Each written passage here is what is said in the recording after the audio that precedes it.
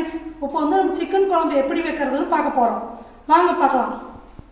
இதுக்கு தேவையான வெங்காயம், தக்காளி, இஞ்சி, பூண்டு, பச்சை மிளகாய், கொத்தமல்லி, தேங்காய்.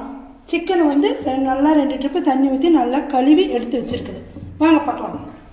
வடச்சட்டி அடுப்பில் வச்சுட்டு நம்ம எண்ணெய் ஊற்றணும். எண்ணெய் ஊற்றிட்டு வெங்காயத்தை போட்டுட்டு நல்லா பொன்னிறமாக வணக்கணும். மோஸ்ட்லி சின்ன வெங்காயம் தான் போடணும், அதுதான் உடம்புக்கு நல்லது. ரத்தத்தை நல்லா சுத்தம் பண்ணும். அதனால் பெரிய வெங்காயம் போட்டிங்கன்னா டேஸ்ட்டு இருக்காது, இனிப்பாக தான் இருக்கும்.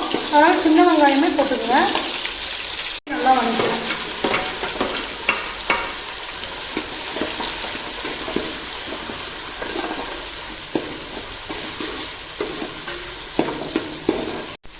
இப்போ தக்காளியும் வெங்காயமும் நல்லா வதங்கிடுச்சு. அதை எடுத்து நம்ம ஒரு பிளேட்டில் வச்சிடணும். அதே வடச்சட்டியில் கொஞ்சோண்டு எண்ணெய் ஊற்றி இஞ்சி பூண்டு பேஸ்ட்டு போட்டு சிக்கனை எடுத்து போட்டு நல்லா வதக்கணும்.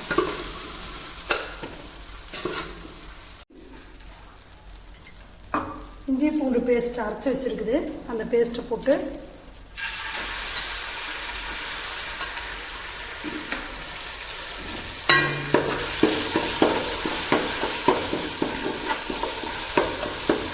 பேஸ்ட்டை போட்டு நல்லா எண்ணெயில் வதக்கி விட்டுட்டு நம்ம கழுவி வச்சுருக்கிற சிக்கனை எடுத்து அதிலே போடணும்.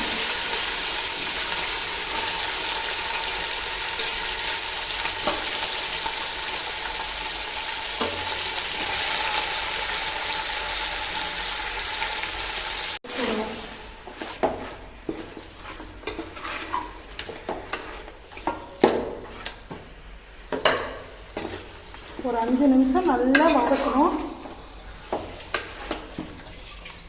நல்லா வதங்குறப்ப இதில் கொஞ்சம் மஞ்சத்தூள் போடணும். அடுத்தது உப்பு கொஞ்சம் போடணும்.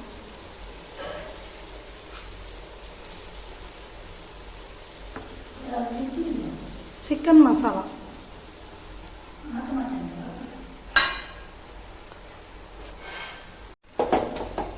போட்டு நல்லா வதக்கி விடணும்.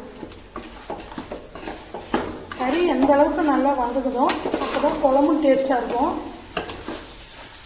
அதனால் நல்லா வதக்கணும். எண்ணெயிலே நல்லா வதங்கணும். இருக்கட்டும், அங்கே அப்படியே வடச்சட்டியில் வதங்கிட்டு இருக்கட்டும். நாம் அதுக்குள்ள இங்கே வெங்காயம் தக்காளி பழம் வதக்கி வச்சுருக்கிறோம்ல, அதெல்லாம் போட்டு நல்லா அரைச்சிக்கலாம்.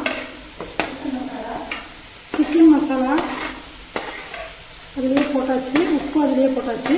இதை ரெண்டையும் நல்லா மிக்சியில் அரைச்சிட்டு வந்து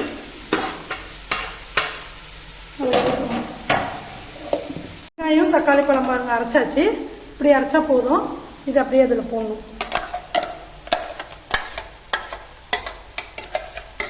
நல்லா வணங்கிட்டு கொஞ்சம் கெட்டியாக இருக்குது. நல்லா கறி வேகட்டும். கொஞ்சமாக தண்ணி ஊற்றி நல்லா வேக விடுங்க.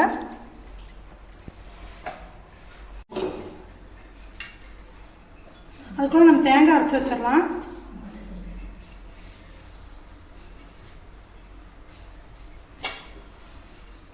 இந்த சிக்கன் கிரேவிக்கு நாம் வந்து தேங்காய் பாலத்தான் ஊற்ற போகிறோம். இந்த சக்கையெல்லாம் எடுத்துகிட்டு வெறும் தேங்காய் பால் ஊற்றினா கொஞ்சம் நல்லா டேஸ்ட்டாக இருக்கும் குழம்பு. அதனால் தேங்காய் பாலத்தான் ஊற்ற போகிறோம். பாருங்கள், இப்படி வடிகட்டி எடுத்துக்கணும். வாங்க ஓப்பன் பண்ணி பார்க்கலாம். பாருங்கள், நல்லா வெந்துருச்சு. நல்லா குழம்பு தலைப்பலான்னு நல்லா ஒரு கிரேவி இது ரெடி ஆகிருக்கு. இப்போ வந்து நம்ம அரைச்சி வச்சிருக்கிற தேங்காய் பாலை இதில் ஊற்ற போகிறோம். ஊற்றுறோம் வடிகட்டி.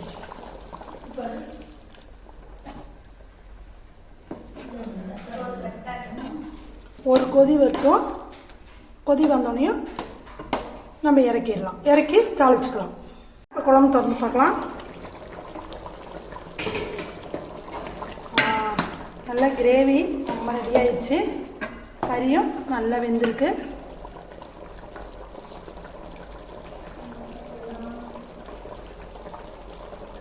கறி நல்லா வெந்துருச்சு. இப்போ வந்து நம்ம ஒரு தாளிச்சு கொத்தமல்லி தலையும் கருவேப்பிலையும் தாளித்து இதில் கொட்டிட்டோம்னா கிரேவி ரெடி.